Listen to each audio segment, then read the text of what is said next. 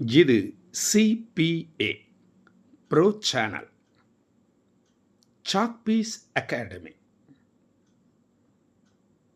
இது chalk piece அகாடமியின் PGTRB பொருளியல் பாடத்திற்கான நியூ சிலபஸ் 2025 யூனிட் 1 நுண்ணியல் பொருளாதாரம் என்ற பாடத்திலிருந்து இது பார்ட் 11வது வீடியோவாகும்.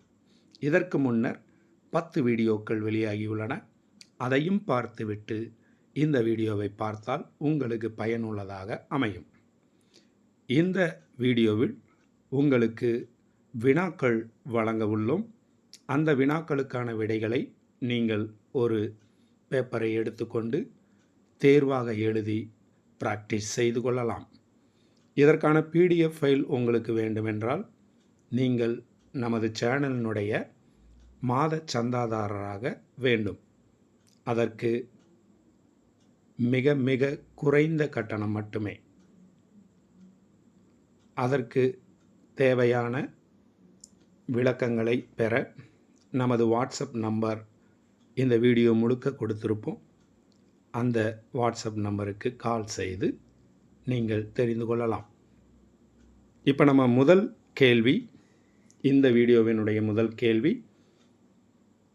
மாடல் எக்ஸாமினுடைய 251வது கேள்வி பார்க்குறோம். ஒரு நிறுவனத்தின் கொடுக்கப்பட்டுள்ள உற்பத்தி அளவை கொடுக்கப்பட்டுள்ள விலைக்கு விற்பதில் கிடைப்பது டேஷ். ஒரு நிறுவனத்தின் கொடுக்கப்பட்டுள்ள உற்பத்தி அளவை கொடுக்கப்பட்டுள்ள விலைக்கு விற்பதில் கிடைப்பது டேஷ். இதனுடைய ஆப்ஷன்ஸ் சராசரி வருவாய், மொத்த வருவாய், குறைந்த வருவாய், சாதாரண வருவாய். அடுத்து 252வது கேள்வி, ஒரு நிறுவனத்தின் கொடுத்தல் அலகிற்கு விற்கப்படும் பொருள் அல்லது சேவையில் இருந்து கிடைக்கும் வருவாய். ஒரு நிறுவனத்தின் கொடுத்தல் அலகிற்கு விற்கப்படும் பொருள் அல்லது சேவையில் இருந்து கிடைக்கும் வருவாய். இதனுடைய ஆப்ஷன்ஸ் சராசரி வருவாய், மொத்த வருவாய், குறைந்த வருவாய், சாதாரண வருவாய். அடுத்து நாம் 253வது கேள்வி பார்க்குறோம். டேஷ் என்பது அலகு ஒன்றுக்கு வரும் வருவாய் மற்றும் அளவை பொறுத்து விற்கப்படும் பொருளின் மொத்த வருவாயை பிரித்தால் கிடைக்கும். டேஷ் என்பது அலகு ஒன்றுக்கு வரும் வருவாய் மற்றும் அளவை பொறுத்து விற்கப்படும் பொருளின் மொத்த வருவாயை பிரித்தால் கிடைக்கும். இதனுடைய ஆப்ஷன்ஸ் சராசரி வருவாய், மொத்த வருவாய், குறைந்த வருவாய், சாதாரண வருவாய். 254வது கேள்வி, வருவாய் செயல்பாடு காண்பதற்கான சமன்பாடு எது அப்படின்றதான் கேள்வி. வருவாய் செயல்பாடு காண்பதற்கான சமன்பாடு. இதனுடைய options R of x equal to x plus P of x. R of x equal to x into P of x. P of x equal to x minus R of x. R of x is equal to x minus P of x. இதில் உங்களுடைய விடை என்ன என்பதை குறித்து கொள்ளுங்கள். அடுத்து நம்ம பார்க்க போகிறது 255வது கேள்வி. அளவு குறைவதுடன் தொடர்புடைய நுகர்வோர் அக்கறை மற்றும் கொள்முதல் செய்யப்பட்ட ஒரு அளவின் விலையை டேஷ் எனலாம். அளவு குறைவதுடன் தொடர்புடைய நுகர்வோர் அக்கறை மற்றும் கொள்முதல் செய்யப்பட்ட ஒரு அளவின் விலையை டேஷ் எனலாம். இதனுடைய ஆப்ஷன்ஸ் நுகர்வோர் நெகிழ்ச்சி, விலை நெகிழ்ச்சி, லாப நெகிழ்ச்சி, உற்பத்தி நெகிழ்ச்சி. 256வது கேள்வி, விற்கப்பட்ட ஒவ்வொரு அலகிற்கும் பெறப்பட்ட விலையை மொத்தம் விற்கப்பட்ட அளவுடன் பெருக்கினால் கிடைப்பது. விற்கப்பட்ட ஒவ்வொரு அலகிற்கும் பெறப்பட்ட விலையை மொத்தம் விற்கப்பட்ட அளவுடன் பெருக்கினால் கிடைப்பது டேஷ். இதனுடைய ஆப்ஷன்ஸ் மொத்த வருவாய், மொத்த உற்பத்தி, மொத்த லாபம், மொத்த முதலீடு. அடுத்து 257வது கேள்வி. எப்பொழுது ஒரு நிறுவனம் குறுக்கு வருவாய் அதன் குறுக்கு செலவிற்கு சமமாக இருக்கிறதோ அப்பொழுது டேஷ்.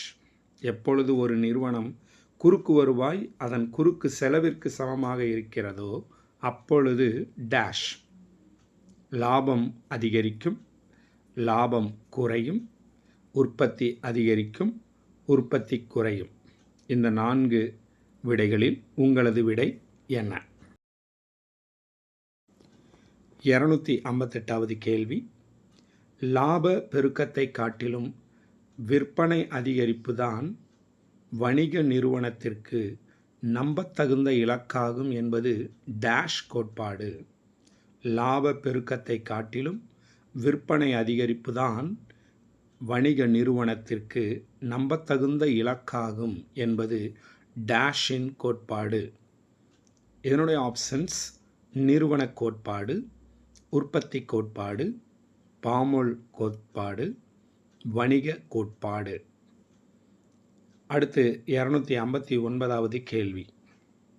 எம்ஆர் குறுக்கு வருவாய் கிரேட்டர் தேன் எம்சி குறுக்கு விலை என இருக்கும் பொழுது நிறுவனம் அதன் லாபம் டேஷ். அதிகரிக்காது, குறைந்து செல்லும், சமமாக இருக்கும், அதிகரிக்கும் என்ற 4 விடைகளில் உங்களது விடை என்ன? இப்போ நாம் வந்திருக்கிறது 260வது கேள்விக்கு. எம்ஆர் குறுக்கு வருவாய் என்பது லெஸ்ஸர் தேன் எம்சி குறுக்கு விலை என இருக்கும் பொழுது நிறுவனம் அதன் லாபம் டேஷ். இதனுடைய ஆப்ஷன்ஸ் அதிகரிக்காது, குறைந்து செல்லும், சமமாக செல்லும், அதிகரிக்கும். 261வது கேள்வி. எப்பொழுது ஒரு நிறுவனத்தின் குறுக்கு வருவாய் குறுக்கு விலையை சமப்படுத்துகிறதோ அப்பொழுது அந்நிறுவனம் டேஷ். எப்பொழுது ஒரு நிறுவனத்தின் குறுக்கு வருவாய் குறுக்கு விலையை சமப்படுத்துகிறதோ அப்பொழுது அந்நிறுவனம் டேஷ். இதனுடைய ஆப்ஷன்ஸ் லாபத்தை அதிகரிக்க வேண்டும், லாபத்தை குறைக்க வேண்டும், உற்பத்தியை அதிகரிக்க வேண்டும், உற்பத்தியை குறைக்க வேண்டும். அடுத்த 262வது கேள்வி. மொத்த வருவாயிலிருந்து மொத்த விலையை கழித்தால் டேஷ். மொத்த வருவாயிலிருந்து மொத்த விலையை கழித்தால் டேஷ். இதனுடைய ஆப்ஷன்ஸ் மொத்த லாபம், மொத்த நட்டம், மொத்த மூலதனம், மொத்த செலவு. அடுத்து நாம் 263வது கேள்வியில் இருக்கோம். பாமோலின் ஆராய்ச்சிப்படி கீழ்கண்ட எந்த காரணத்திற்காக நிறுவன மேலாளர்கள் விற்பனை அதிகரிப்பின் நோக்கத்தை தொடர்வார்கள்? பாமோலின் ஆராய்ச்சிப்படி கீழ்கண்ட எந்த காரணத்திற்காக நிறுவன மேலாளர்கள் விற்பனை அதிகரிப்பின் நோக்கத்தை தொடர்வார்கள்? இதனுடைய ஆப்ஷன்ஸ் உற்பத்தி நிறுவனத்தின் மனித திறனுக்குரியது, விற்பனை நிறுவனத்தின் மனித திறனுக்குரியது, உற்பத்தி நிறுவனத்தின் செயல்திறனுக்குரியது, விற்பனை நிறுவனத்தின் செயல்திறனுக்குரியது. இதில் உங்களது விடை என்ன? அடுத்து நாம் பார்க்க போகிறது 264வது கேள்வி. கீழ்கண்டவற்றுள் எது சரியானது? கீழ்கண்டவற்றுள் எது சரியானது? இதனுடைய ஆப்ஷன்ஸ் பாமோலின் கோட்பாட்டின்படி விற்பனை வருவாயை குறைப்பது மேலாளர்களின் நோக்கம். பாமோலின் கோட்பாட்டின்படி விற்பனை வருவாயை அதிகரிப்பது மேலாளர்களின் நோக்கம். பாமோலின் கோட்பாட்டின்படி வருவாயை அதிகரிப்பது மேலாளர்களின் நோக்கம். பாமோலின் கோட்பாட்டின்படி உற்பத்தியை அதிகரிப்பது மேலாளர்களின் நோக்கம். இந்த விடைகளில் உங்களது விடை எது? அடுத்த 265வது கேள்வி. ஒரு நிறுவனத்தின் குறுக்கு வருவாய் குறுக்கு விலையை விட குறைந்தால் அந்நிறுவனம் டேஷ். ஒரு நிறுவனத்தின் குறுக்கு வருவாய் குறுக்கு விலையை விட குறைந்தால் அந்நிறுவனம் டேஷ். உற்பத்தி குறையும், நட்டம் அடையும், பணத்தை அள்ளும், பணத்தை இழக்கும். அடுத்து 266வது கேள்வி. சராசரி வருவாய் என்பது இதனுடைய ஆப்ஷன்ஸ் உற்பத்தியை குறிக்கும், நுகர்வை குறிக்கும், விலையை குறிக்கும், மொத்த வருவாயை குறிக்கும். அடுத்து 267வது கேள்வி. மொத்த வருவாயிலிருந்து மொத்த செலவை கழித்து கிடைப்பது டேஷ். மொத்த வருவாயிலிருந்து மொத்த செலவை கழித்து கிடைப்பது டேஷ். இதனுடைய ஆப்ஷன்ஸ் மொத்த வருவாய் லாபம், மொத்த வருவாய் நட்டம், மொத்த செலவு, மொத்த உற்பத்தி. அடுத்து 268வது கேள்வி. உற்பத்தி செலவுகள் டேஷை பொறுத்தது இல்லை. உற்பத்தி செலவுகள் டேஷை பொறுத்தது இல்லை. இதனுடைய ஆப்ஷன்ஸ் விற்பனையை, உற்பத்தியை, விளம்பரத்தை, நுகர்வை. அடுத்து நாம் பார்க்க போகிறது 269வது கேள்வி. கீழ்கண்டவற்றுள் தவறானது எது? இதனுடைய ஆப்ஷன்ஸ் ஒரு நிறுவனம் லாப இலக்கை அடையும் வரை விளம்பரம் செய்வார்கள். அடுத்து ஒரு நிறுவனம் லாப இலக்கை அடையும் வரை விற்பனை செய்வார்கள். அடுத்து ஒரு நிறுவனம் லாப இலக்கை அடையும் வரை விலை மாறாமல் விற்பனை செய்வார்கள். அடுத்து ஒரு நிறுவனம் லாப இலக்கை அடையும் வரை விளம்பரம் செய்ய மாட்டார்கள். இதில் உங்களது விடை எது? அடுத்து இந்த வீடியோவினுடைய இறுதி கேள்வி. மாடல் எக்ஸாமினுடைய 270வது கேள்வி. வருவாயை அளக்கும் 3 வழிகளில் கீழ்க்கண்ட எது தவறாகும்? வருவாயை அளக்கும் 3 வழிகளில் கீழ்க்கண்ட எது தவறாகும்?